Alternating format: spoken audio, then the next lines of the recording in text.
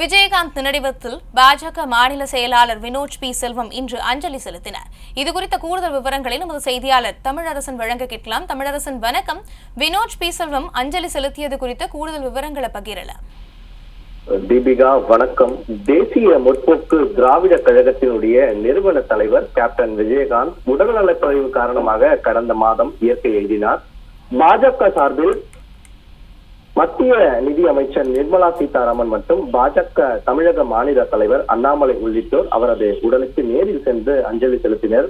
Captain Vijayakanth அவர்களுடைய உடல் நல்லடக்கத்திற்கு பிறகு பேசிய விஜயகாந்த், கேப்டன் விஜயகாந்தின் கனவை நனவாக்கும் வகையில் தேமுதிகவை அரசியல் ரீதியாக வெற்றி பெற செய்ய வேண்டும் என்று தொண்டர்கள் மத்தியில் சூளுரையாற்றினார். இந்த ஒரு நிகழ்வு தொடங்கி தற்போது வரை தேமுதிக அதிமுகவுடன் கூட்டணி வைக்கப் போகிறதா அல்லது பாஜக அமைக்கும் அணியில் இடம்பெறப் போகிறதா மற்றும் திமுகவுடன் கைகோர்க்க போகிறதா என்று அனைவர் மத்தியிலும் சந்தேகம் எழுந்த நிலையில் சமீபத்தில் மத்திய பாஜக அரசு மறைந்த கேப்டன் விஜயகாந்த் அவர்களுக்கு பத்மபூஷன் விருதும் அறிவித்திருந்தனர்.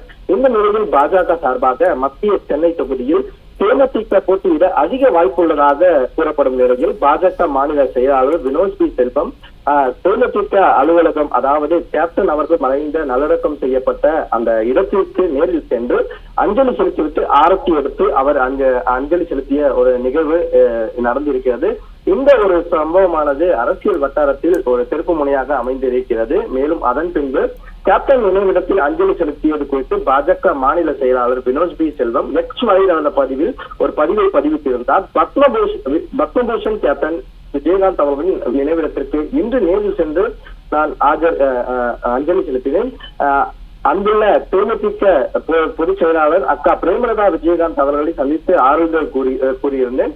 மேலும் வாடிய பூமியில் கார்முகிலால் மழை தூவிய உங்கள் புகழ் இம்மண்ணில் என்றென்றும் நிலைத்து நிற்க வேண்டும் என்று கேப்டன் என்று அவர் பதிவிட்டிருந்தார். இந்த ஒரு சம்பவமானதுதான் அரசியல் வட்டாரத்தில் ஒரு திருப்பு முனையை ஏற்படுத்தி இருக்கிறது என்று சொல்லலாம். தீபிகா, தமிழரசன், பாஜக கூட்டணியில் தேமுதிக இடம்பெற வாய்ப்புள்ளதா? இது தொடர்பான ஆலோசனை எந்த அளவில் உள்ளது? மக்களவைத் தேர்தலில் வினோத் பி செல்வம் மத்திய சென்னை தொகுதியில் பாஜக சார்பில் போட்டியிடுவதற்கான வாய்ப்புகள் ஏதேனும் உள்ளதா? விவரங்கள். கேப்டன் விஜயகாந்த் மறைவை தொடர்ந்து தேமுதிகவுக்கு கூடும் கூட்டத்தை பார்த்து தங்கள் பக்கம் திருப்ப அரசியல் கட்சிகள் முனைப்பு காட்டுகின்றன. இந்த நிலையில் தான் அதில் முதன்மையாக பாஜகவும் அதிமுகவும் திமுகவுமே செயல்பட்டு வருகிறது.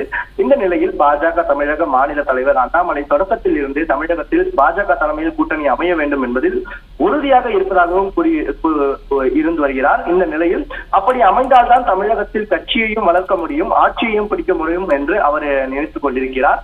2019 மக்களவை தேர்தலில் அதிமுக கூட்டணியில் இடம்பெற்றிருந்த பாஜக கோவை, சிவகங்கை, ராமநாதபுரம், தூத்துக்குடி, கன்னியாகுமரி ஆகிய 5 தொகுதிகளில் போட்டியிட்டு அனைத்திலும் தோல்வி சந்தித்து இதனை அடுத்து தமிழகத்தில் இம்முறை பாஜக தலைமையிலேயே கூட்டணி அமைத்து வெற்றியை ஈட்டலாம் என்று அண்ணாமலை நம்புவதாகவும் அரசியல் வட்டாரத்தில் பேசப்படுகிறது. இந்த நிலையில் தான் இவரது திட்டத்திற்கு மத்தியில் ஆளும் பாஜக தலைமையின் ஆதரவு கிடைத்துவிட்டால் தேமுதிகவை கூட்டணிக்கு இழுக்க முயற்சி நடந்தும் வருகிறதாகவும் கூறப்படுகிறது. 2006 சட்டப்பேரவை தேர்தலில் தேமுதிக தனித்து போட்டியிட்டு 8.3% வாக்குகளும் 2009 மக்களவை தேர்தலில் 10.3% வாக்குகளும் பெற்றுள்ளது. இந்த வாக்குகள் 2016க்கு பிறகு மற்ற கட்சிகளோடு கூட்டணி அமைத்து தேர்தலை சந்தித்த காலத்தில் தேமுதிகவுக்கு செய்ய தொடங்கியதாகவும் கூறப்படுகிறது. இந்த நிலையில தற்பொழுது விஜயகாந்த் மறைவின் அனுதாபத்தால் அதன் வாக்கு வங்கியானது முன்பை விட கணிசமாக அதிகரித்து உள்ளதாகவும் கூட்டணிக்கு இணையும் போது வெற்றிக்கு உதவும் என பாஜகவும் கணிக்கிறது. இந்த நிலையில் தான் திமுக, காங்கிரஸ், கம்யூனிஸ்ட் அல்லாத பிற கட்சிகள் எங்கள் கூட்டணிக்கு வரலாம் என்றும் அண்ணாமலை ஏற்கனவே அழைப்பு விடுத்திருந்தார். பாஜகவின் கொள்கையை ஏற்பவர்கள், பிரதமர் மோடியை ஏற்பவர்கள் கூட்டணிக்கு வரலாம் என்றும் அவர் கூறியிருந்தார். ஆனால் பாஜகவின் தலைமையில் தான் கூட்டணி அமையும். தேமுதிக பொதுச் செயலாளர் பிரேமலதா விஜயகாந்த் சமீப காலமாகவே திமுகவுக்கு எதிராக தான் பேட்டி அளித்தும் வருகிறார். செய்தியாளர் சந்திப்பிலும் திமுகவை தாக்கியே பேசி வருகிறார். பொதுவாக தேர்தலில் அனைத்து கட்சிகளும் வெற்றி பெறும் அணியில் தான் இருக்க விரும்பும் நடைமுறை இந்த பெறவும் கூறப்படுகிறது.